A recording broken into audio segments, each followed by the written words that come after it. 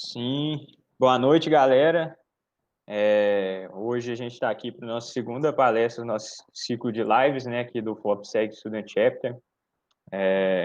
E vamos trazer hoje o tema Machine Learning aplicado à exploração mineral, com o Johan, né, Johan Canuto, né, que eu prefiro, em vez de falar Water Camper, que eu não sei se está certo, mas o Johan, galera, ele é geólogo, formado pela UFSC, Federal de Santa Catarina. Tem mestrando em Geologia Estrutural, mestrando agora, né, pela Universidade Federal do Rio de Janeiro. Desenvolve projetos de Machine Learning aplicados nas geociências, com ênfase em mineração. No Grupo GE21, atua principalmente na exploração mineral, em projetos de targeting baseados em ciência de dados, realizando processamento de dados magnetométricos, gama, gravimétricos, multiespectrais, geoquímicos e geológicos. Participa também do desenvolvimento de plataformas de machine learning com redes neurais e processamento natural de linguagem, aplicando algoritmos de classificação não supervisionados e supervisionados em brownfields e greenfields, além da interpretação e validação de modelos preditivos em campo. Integra uma equipe multidisciplinar buscando aplicar soluções da indústria 4.0 na mineração. Então, com um tema super atual aí, né, o Johan, fica à vontade, passa a palavra para você aí agora. Muito obrigado. Bom, obrigado, Natan. Obrigado a SEG, né, o FOP pelo convite.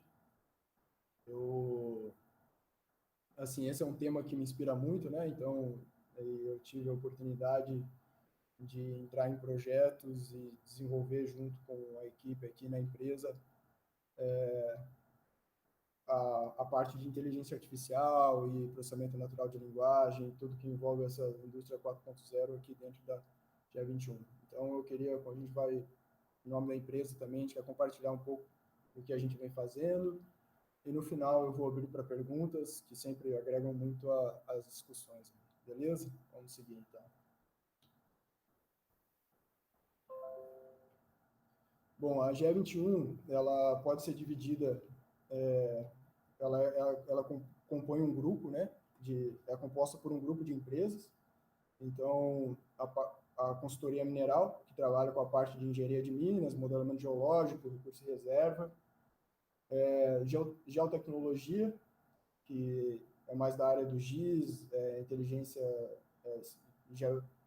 geoespacial, que envolve também Big Data, simulações, transporte, que é essa parte de geotecnologias, e realidade aumentada, realidade virtual. Então, assim, aqui está uma das nossas saídas dos nossos projetos. Deixa eu botar aqui a apontador laser que fica melhor. Então, aqui é uma das nossas saídas dos nossos projetos, então, que integra e é uma forma de avaliar os resultados, né, de uma forma imersiva. Além disso, a gente está agora com uma nova área, que é a GE21 SBS, que é a parte de ore sorting, né? Então, são plantas de separação de minério estéreo, por exemplo, ou pode separar artefatos que podem estar escondidos dentro de pilhas de minério, por exemplo.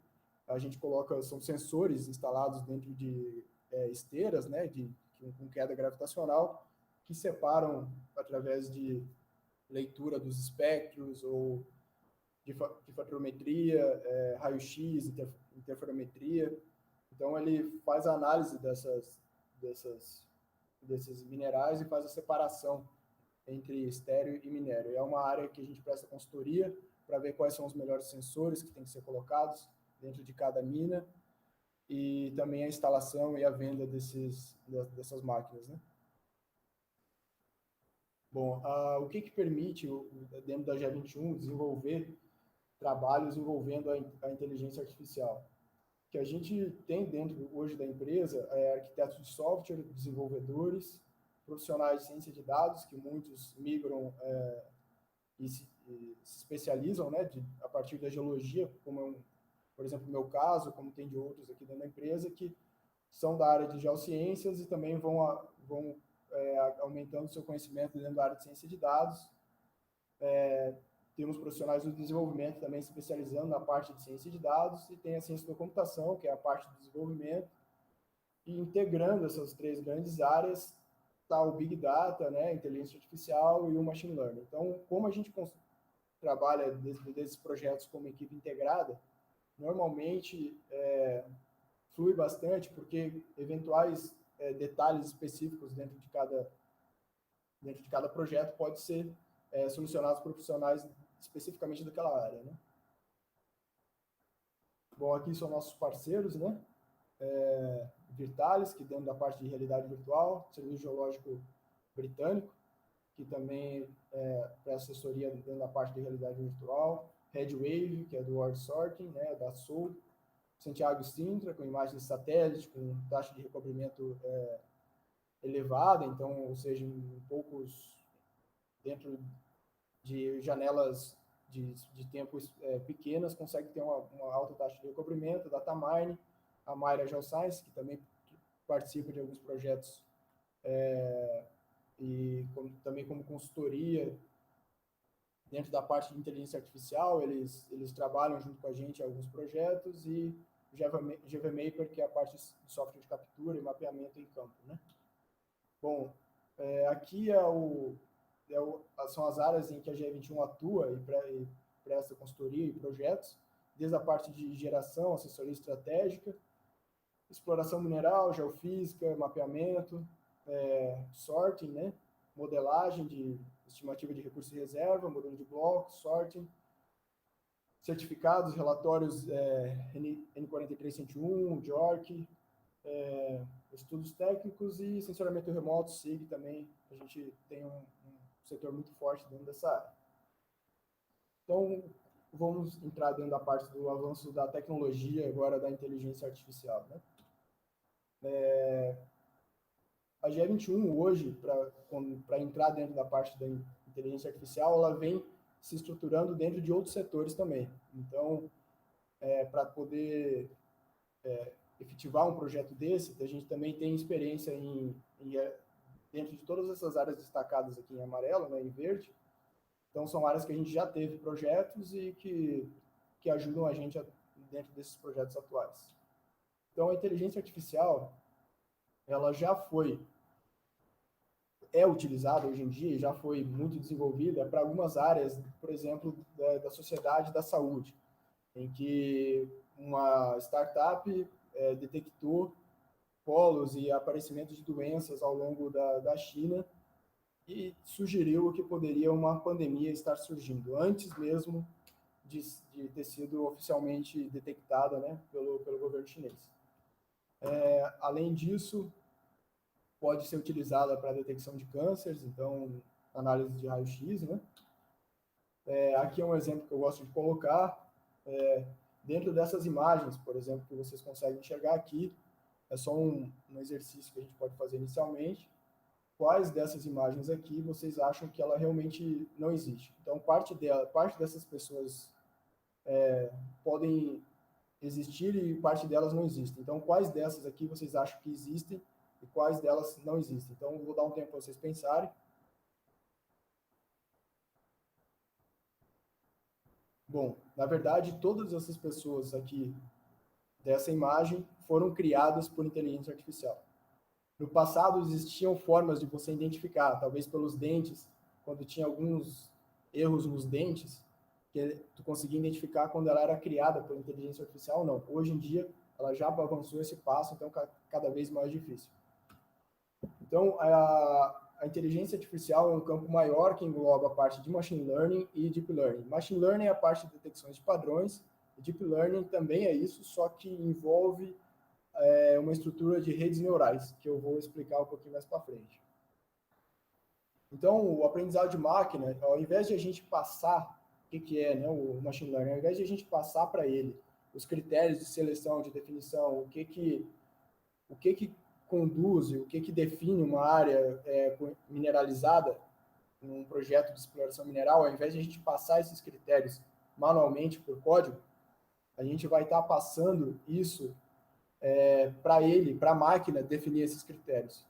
Então, ela consegue processar grande quantidade de dados e avaliar esses padrões. Então, quando tem esse tipo de dados de entrada, normalmente está associado a regiões mineralizadas ou não.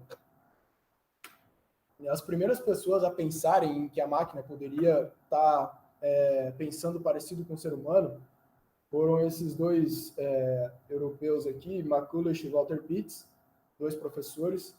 Pensaram que se a gente conseguisse estruturar uma máquina de forma que as informações de entrada entrassem por um canal, fossem avaliadas as informações mais importantes, depois fossem passadas para o neurônio seguinte, a gente conseguiria estar fazendo uma máquina que pensasse de forma parecida com o ser humano. Isso foi em 1943, né? Depois disso vem os testes de Alan Turing, né? Que é considerado um dos pais aí da computação. Ele criou que, assim, caso a gente começasse a fazer perguntas, colocasse numa sala um robô e as pessoas e começasse a fazer perguntas para essas pessoas e robôs, e a gente não conseguisse diferenciar o que é robô, o que é máquina, a gente teria atingido o nível ideal da inteligência artificial, no caso. Algumas máquinas já passaram no teste de Turing, mas alguns pontos ainda têm que ser trabalhados. Isso a gente pode discutir mais adiante nas perguntas. Então, aqui é um exemplo da mente humana. Aí, tá rolando. Isso aqui é apenas 3% dos nossos neurônios e 0,001% das sinapses do nosso cérebro. Então, quando eu falo em inteligência artificial e machine learning, os caras pensam já um robô saindo, andando e falando e discutindo igual ser humano. Na verdade, a gente está um pouco longe disso ainda. O que a gente está usando são técnicas que vão levar isso no futuro, assim, mas o futuro ainda está um pouco distante, né? Então, isso aqui eu coloco para mostrar como o futuro que a gente quer chegar, entendeu? E quão complexo é a mente humana. Então, assim, quanto é importante ter a mente do geólogo trabalhando junto com a mente da máquina, entendeu? Então, essa é uma coisa para a gente se questionar. Então, algumas dessas grandes perguntas do ser humano, né, para onde vamos, de onde viemos, elas ainda não foram respondidas pela inteligência artificial, talvez porque a gente ainda não sabe perguntar, ou talvez porque elas ainda não têm a capacidade de responder. Então, isso é algo que a gente cabe a nossos questionamentos, né? Então, vamos para os dados. Quando eu falo em inteligência artificial, ela vem a partir de uma necessidade, né? Então, hoje em dia, a gente produz muitos dados. Se você olhar aqui, a partir de 2017, 2018, mais de 90% dos nossos dados do mundo foram produzidos a partir de 2018. Então, se você pode extrapolar essa curva aqui para os próximos anos, para analisar essa grande quantidade de dados, precisa de uma ferramenta. E essa ferramenta, hoje, é a inteligência artificial. Então, não é diferente para a mineração, né? Começou aqui com os primeiros Landsat, né, de 72, aí veio agora os novos drones com sensores hiperespectrais e multiespectrais, conseguem captar grande quantidade de dados e armazenar tudo isso num grande banco. Então, além de a gente ler, por exemplo, os espectros, as assinaturas espectrais dos minérios de furos de sondagem, a gente pode ler as estruturas e analisar as formas, que é algo que eu vou detalhar um pouquinho mais para frente, em projetos que a gente já tem desenvolvendo. Análise inteligente de imagens para tomar de decisão, então, por exemplo, superficiários dentro da área da mineração, dentro da área da mina, fazer uma análise de recobrimento dessas imagens e detectar mudanças dentro dessas imagens. A inteligência artificial pode ajudar para isso. Projetos de geometalurgia, a gente tem trabalhado, é uma demanda que está crescente dentro da empresa também. Então, assim, a gente aplica a inteligência artificial dentro dos nossos projetos, fazendo essas grandes matrizes de correlação, né? Avaliando e correlacionando diversas camadas, diversos elementos de entrada, por exemplo, diversos elementos químicos, mineralogia diversa, a gente consegue comparar esses elementos e fazer uma matriz de correlação gigantesca e avaliar esses padrões. Né? O scrapping, que é algo que está crescendo agora também dentro da parte das geociências, que eu acredito que dentro do Brasil somos entre os pioneiros, com certeza, nessa prática, em que a gente pega artigos científicos da internet, então a gente raspa 1.500 artigos científicos de diferentes fontes, né? Faz um grande banco de dados e coloca a máquina para ler esses artigos científicos. Então, ela vai fazer uma análise semântica. Ela realmente vai vendo o significado de cada palavra associado, quais são as palavras que estão associadas a essa palavra, e ela vai entendendo e construindo uma análise e atribuindo valores e vetores para essas palavras. Então, cada palavra vira um vetor, né, dentro de um espaço, e esses vetores mais próximos estão associados a um determinado assunto, por exemplo. A partir do momento que eu construo esse banco de dados a partir dos artigos científicos, eu consigo fazer perguntas, por exemplo, para o nosso grande banco, para esse grande banco de dados. Aqui a gente colocou essas tarjas pretas por questão de confidencialidade, mas, por exemplo, nesse projeto aqui de cobre e ouro, a gente colocou positivo, positivo, poderia botar negativo, por exemplo, molibdênio, mas quando eu associo cobre e ouro, o que pode estar associado dentro desse tipo de mineralização que a gente estava estudando? Ela falou que prata normalmente está associado. E tem outros elementos, outras características até de estrutural aqui que pode aparecer, que a gente que também vem dentro desses projetos. Positivo, cobre pórfiro, ele traz cobre molibdênio.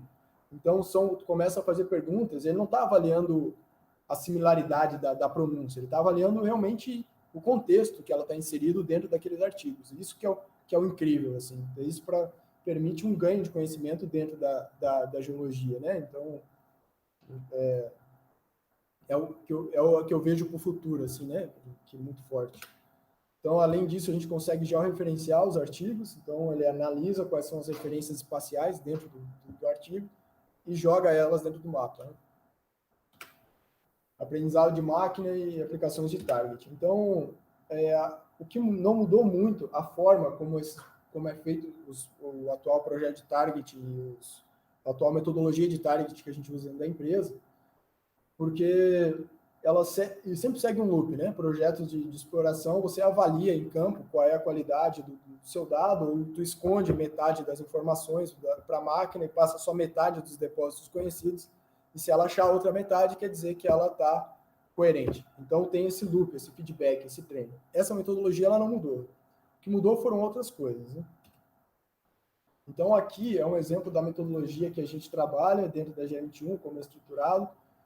Começa com a definição, delimitação da área de trabalho, modelo geológico prospectivo, aquisição de dados. Eu vou entrar aqui detalhado aqui em cada área, mas é essa a estrutura. Depois passa por esses vários ciclos de aprendizado, até que a gente chega no resultado final, né? Bom, aqui é um projeto no sudeste da Bahia, para a bauxita, né? Que ela tinha sido divulgado esse projeto, foi anunciado numa Cimex Minda em 2012, dessa província costeira de bauxita da Bahia, né? De um grande projeto que estavam realizando lá. Então, a gente define nosso modelo geológico prospectivo, então as áreas de mineralização aqui, que estão em parte no colúvio. A partir do momento que tu tem a definição do teu modelo geológico prospectivo, tu entende quais são as variáveis que interferem na tua mineralização, você parte para a etapa de aquisição e tratamento de dados. Então, quais são as variáveis em que eu realmente consigo visualizá-las dentro dos dados que eu tenho?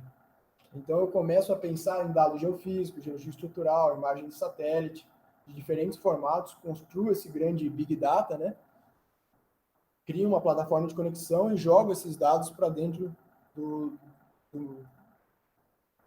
meu ambiente em que eu vou processar a inteligência artificial, né? Então, aqui, por exemplo, temos algumas fontes, a gente parte da feição geológica, por exemplo, dirty crust, superfície de aplanamento, associadas a processo de leterização. O que elas estão associadas? A rugosidade, declividade do terreno. Onde eu consigo rugosidade, declividade? Eu consigo nas imagens de satélite, no modelo digitais de terreno.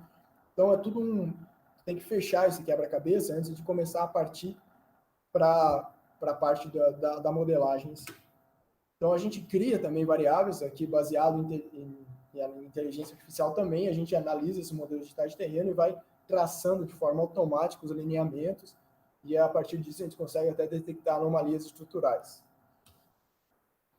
Aqui é um exemplo de principais componentes de dados multiespectrais e hiperespectrais, que também são utilizados nos projetos. Aquisição e tratamento de dados geofísicos, né? Aqui, por fato de confidencialidade, a gente não pode botar exemplos de cliente, mas é um exemplo de um artigo científico, né? Em que a gente vê a inversão do vetor de magnetização, né? Em que ele considera a anisotropia magnética, então eventuais magnetizações que não estão coerentes com o campo magnético atual, ele leva isso em consideração e na hora de delimitar os corpos, no processo de inversão, ele consegue delimitar de forma mais coerente. Além disso, depois que a gente faz essa aquisição de dados, constrói nosso banco de dados, a gente vai para as áreas conhecidamente mineralizadas, sabe algumas regiões que a gente sabe conhecidamente tem lateritas, né? E vai construir o nosso modelo. Aqui ele trouxe diferentes, isso aqui de um outro projeto, com outro também de lateritização, que ele trouxe 3 diferentes platôs lateríticos que estavam coerentes com a literatura. Então, isso foi muito interessante, porque a gente conseguiu validar também, através da literatura, não só a coerência dos resultados em mapa, né, com as áreas conhecidamente mineralizadas. A gente faz uma análise exploratória dos dados, então a gente avalia os trends, avalia a correlação, e se a gente pode utilizar esses dados nos projetos, se eles estão coerentes e bem a aquisição deles foi boa.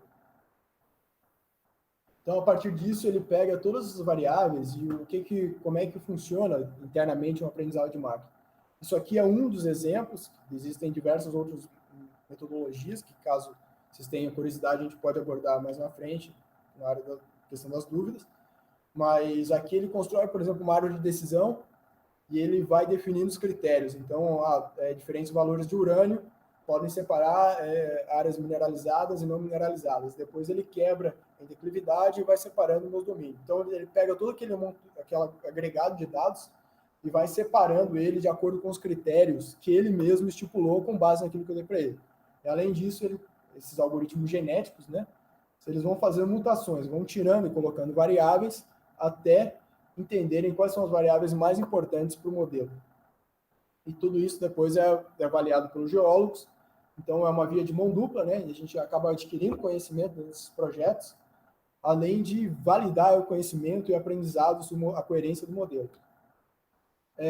Limite de processamento, né? O quanto demora para processar um projeto desse. A gente já chegou a trabalhar com máquinas de 700 GB de RAM, então não vale a pena ter essa máquina na empresa, então é tudo processado na AWS, isso pode ser processado também na Google, IBM, então são plataformas de processamento em nuvem, né?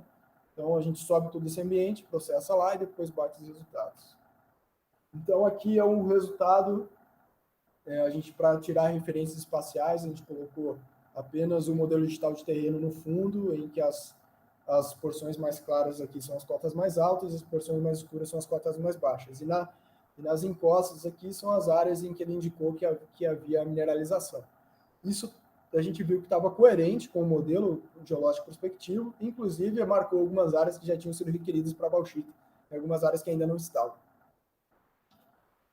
Além disso, isso já num outro projeto, que teve o resultado do scrapping, trouxe alguns artigos científicos novos que a gente não conhecia, e com o já referenciamento do artigo científico, a gente conseguiu ver que alguns alvos indicados pela inteligência artificial já estavam indicados no artigo. Então, a gente teve o scrapping validando o targeting. Então, foi algo muito interessante que aconteceu, né? Então, o Deep Learning, como é que envolve o Deep Learning? É um campo dentro do Machine Learning que trabalha com a parte de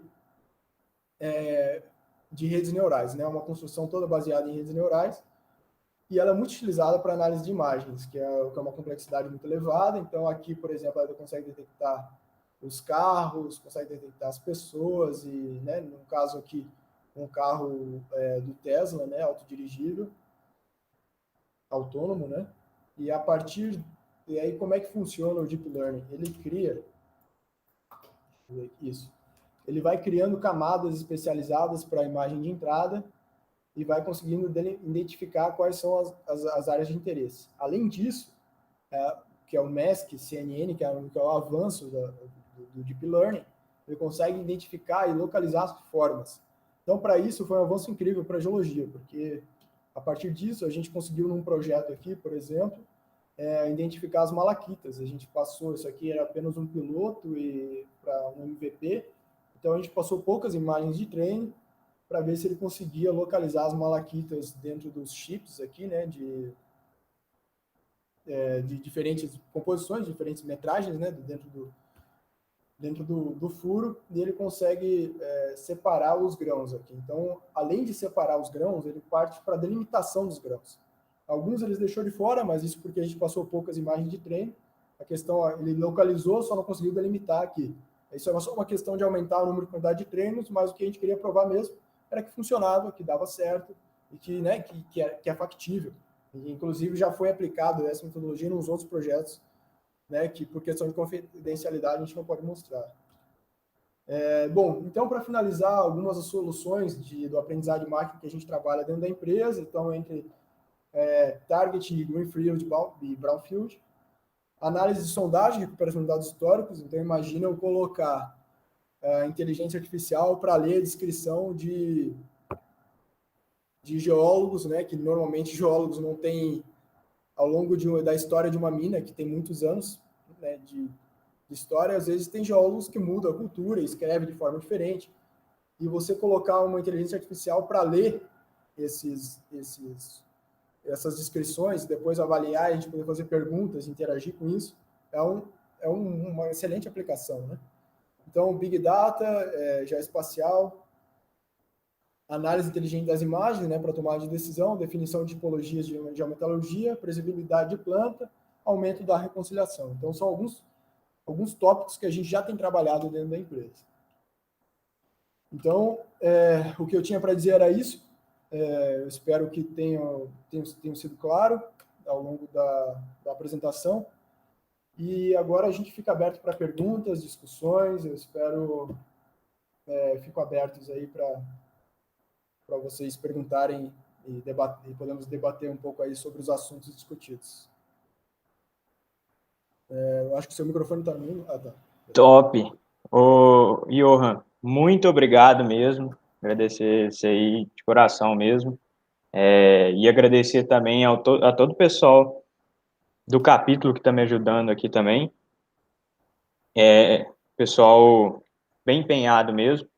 Eu vi que surgiram algumas perguntas aí, mas antes disso eu queria lembrar o pessoal de que a gente vai disponibilizar um certificado para quem acompanhou. Então, vai ter um formulário aí no... Estou acompanhando o chat aqui, vai ter um formulário no chat para vocês preencherem. E tiveram uma pergunta aqui, né? Não sei se está acompanhando aí também. O Felipe perguntou se eu quisesse começar nessa área de ciência da computação, quais cursos você sugere para ir desde básico até redes neurais? Bom, eu já geralmente fizeram em outras apresentações. Dificilmente tu vai achar um curso que vai responder todas as tuas perguntas, porque especificamente para você. Assim. Tem alguns cursos básicos de Alura, por exemplo, é um bom site que ensina o básico da inteligência artificial e vai evoluindo nas aplicações. Mas o interessante seria você ganhar velocidade em meios audiovisuais. Então, assim, às vezes são assuntos um tanto complexos para você logo de cara entender. Então, dentro do YouTube, tu consegue achar muito do básico. A partir do momento que tu tem um básico estabelecido, você vai partir para a leitura de artigos científicos, ou de artigos, por exemplo, dentro da internet. Depois você vai partir para artigos científicos. Então, é um processo de evolução. Assim. Eu gosto de usar, para iniciar qualquer assunto que eu quero estudar, parte de audiovisual. Depois, você parte para a leitura de artigo científico, parte de leitura de publicações, estudos de caso e tal. Então, a Lura é um bom início, mas aprender uma linguagem de programação, por exemplo, Python, C, mas Python, você entender o que é uma biblioteca de inteligência artificial, o que é uma biblioteca de análise de dados, o que é uma biblioteca de montagem de gráficos. Se você ter essas coisas na mente separadas, vai ajudar na hora de você elaborar o seu questionamento. Então, é interessante você já, quando começar a estudar isso, já tentar ir pensando nas aplicações, para dentro da tua situação, no que pode ser aplicado, tu vai ver que é muito amplo, é uma ferramenta muito boa. Assim. Então, que eu sugiro é isso. A Lura, vídeos no YouTube para iniciar, depois vai partindo para estudos de caso, mas tem diversos cursos, por exemplo, o Udemy também tem alguns cursos de programação que eu não cheguei a fazer, esses da Udemy, eu fiz alguns da Alura, mas foi muito aprendizado lendo na internet, tem muito material, então lê um artigo aqui, lê outro ali, vai pegando código, desenvolvendo, quebrando a cabeça, leva para os desenvolvedores, então a gente tem uma equipe muito boa de desenvolvedor aqui, alguma dúvida, então às vezes tu não pode ter uma equipe de desenvolvedor, tu pode perguntar para um colega de desenvolvimento, alguma coisa assim, que tem um pouco mais de conhecimento nessa área. Eu acho que a curiosidade é o principal, é o pontapé inicial, assim, né? Você manter tua mente sempre curiosa, eu acho que é o segredo para você acompanhar acompanhar uma evolução tecnológica que se atualiza de forma tão rápida, né? Então, eu estou falando com vocês aqui, amanhã ou depois já surgem outras bibliotecas, outras coisas, e tu tem que estar sempre lendo, acompanhando, então não vai falar que, pô, vou parar de estudar isso, porque é muito rápido, entendeu? Então, a curiosidade e começar do básico e indo evoluindo, acho que é esse mais ou menos o caminho. Não sei se eu respondi a pergunta. Legal demais. O Felipe, se quiser falar aí se respondeu ou não, pode mandar aí que qualquer coisa eu refaço alguma pergunta aqui para você. A Malena também perguntou.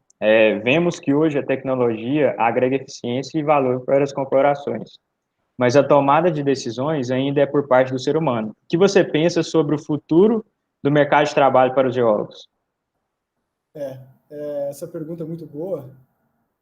Falando aqui, né, quando a gente fala de futuro, previsão, qualquer previsão que eu fizer aqui, talvez ela esteja errada, porque as coisas mudam muito, né? Então, tem que deixar claro, assim, aqui é minha opinião do Johan, então não representa a opinião da empresa. Não necessariamente representa a opinião da empresa, então, né, vamos deixar claro isso. Mas, assim, a questão de futuro do geólogo, eu acho que a questão não é... Às vezes as pessoas perguntam isso pensando que o geólogo pode perder o trabalho. A questão não é a falta de emprego, é a destruição dos empregos, e sim o surgimento de outros. Alguns serão destruídos, mas outros irão surgir, entendeu? Existem algumas análises da McKinsey, né, que vê isso, assim, a cada, acho que é 1,3% por ano, empregos que deixam de serem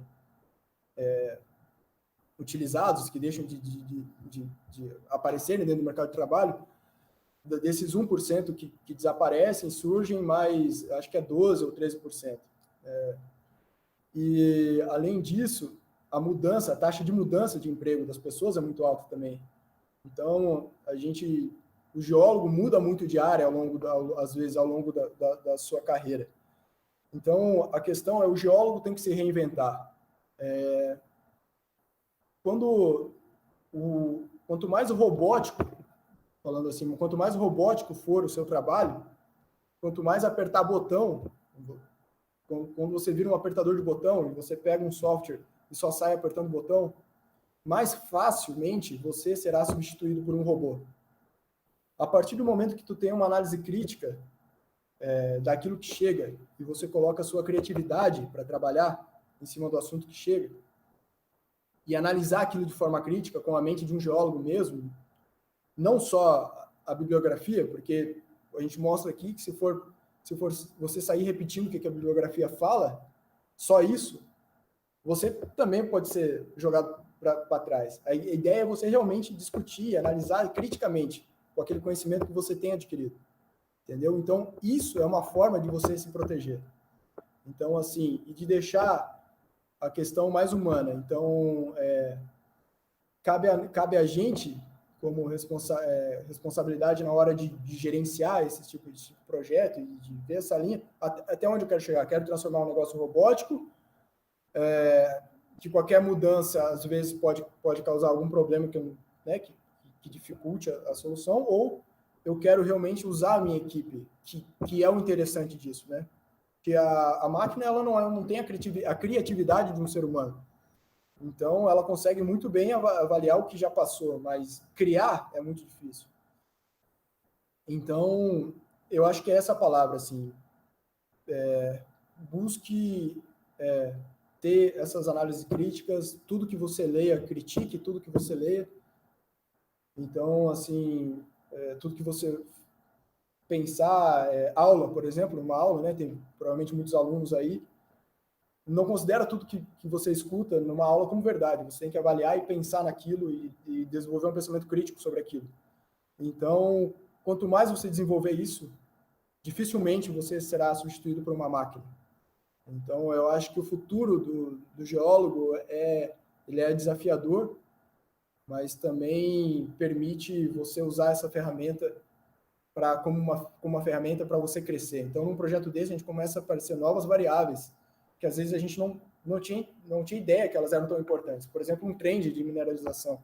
A gente faz aquela análise estrutural, né, de traçar os lineamentos de forma automática, e ele traz um trend estrutural que é importante, que às vezes a gente não tinha avaliado. E daí vai para campo pensando naquele trend estrutural, entendeu? Então, esse conhecimento é adquirido por aquele geólogo do campo, mas a criatividade em si o geólogo tem que trabalhar, entendeu? Eu não sei se eu respondi a pergunta.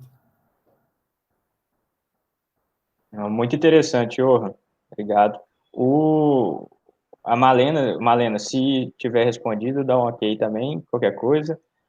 O Felipe falou que respondeu também aquela hora e continuou com outra pergunta. Quais professores você recomenda para quem quer fazer um mestrado nessa área? Um mapa prospectivo com auxílio de redes neurais, por exemplo? Quais Aí eu não sei. professores? É, aí eu não sei. Não, no Brasil tem alguns, mas que eu já vi alguns trabalhos muito bons, assim, Beto, da Unicamp, Roberto, da Unicamp, ele tem uns artigos científicos, assim, muito interessantes dentro dessa área. Fora do Brasil, tem aquela Universidade Helmholtz, né? Também tem bastante trabalhos dentro da área de inteligência artificial, mas é algo muito novo, né? Então, assim, falar que tem um histórico dentro da área, a pessoa ela pode ter algum conhecimento dentro dos métodos, alguns métodos que ganharam força dentro da inteligência artificial. Por exemplo, a árvore de decisão, ela não é algo novo, já existe há muitos anos. O que aconteceu é que a gente aumentou a capacidade de processamento e ao invés de analisar uma árvore de decisão, num projeto a gente avalia 500 árvores de decisão. Então, é a máquina ganhando forma. Então, assim, exatamente professores, me vem à mente só um. Com certeza não é só ele que sabe disso no Brasil, deve ter outros também. Mas eu, assim, com consciência tranquila, recomendaria ele sem problema.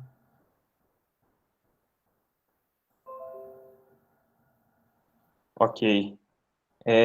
Oi, Johan, acho que para fechar, né, o Emílio fez uma pergunta aqui.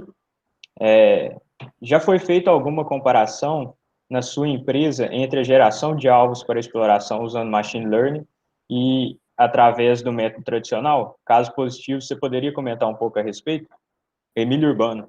Sim, isso foi inicialmente um dos primeiros projetos que a gente trabalhou. Esse projeto evoluiu dentro de umas 3 etapas, assim, e a gente avaliou peso e evidência e Wolf, né? Em que você atribui peso às variáveis de forma você estabelece os critérios de pesos do que acima de tantos de urânio pode ser considerado mineralização ou não, e depois você gera um mapa com aqueles resultados. Dentro o que a gente percebeu foi que quando você entra com um viés muito forte do geólogo na parte inicial, de você definir já esses critérios inicialmente, você não consegue criar muitos alvos a mais do que do que você já conhece, entendeu? Então, assim, ele cria algumas coisas, funciona, não é um método que diria que nunca mais vai ser usado. Não, ele pode ser usado junto nos projetos de inteligência artificial. Mas com a inteligência artificial surgiram mais alvos e alguns alvos específicos, por exemplo, que a gente não apareceram no Wolf, apareceram na inteligência artificial. E mais do que isso, também o ganho de conhecimento ao longo da construção de um projeto de inteligência artificial, porque quando você avalia e cria 10, 20, 30 variáveis e avalia as importâncias delas e essas correlações, isso quem faz é um projeto de inteligência artificial.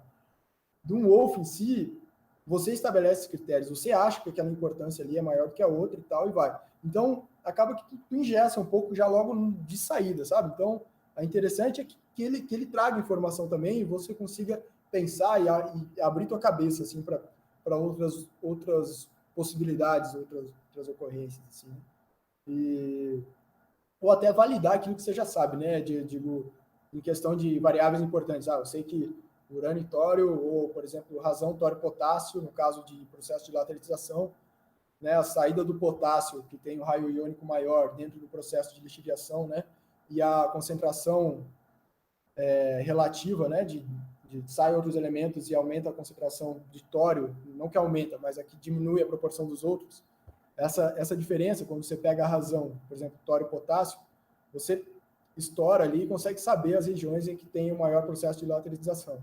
Quando ele traz que essa variável como ser uma variável importante, opa, peraí, tá coerente. Mas os critérios que ele traça, às vezes tu não sabe de cabeça qual é o critério de corte que tu vai dar. E ele traz esse critério.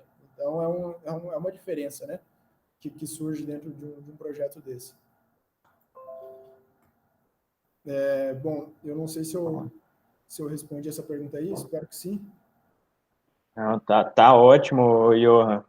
Muito obrigado mesmo pela participação.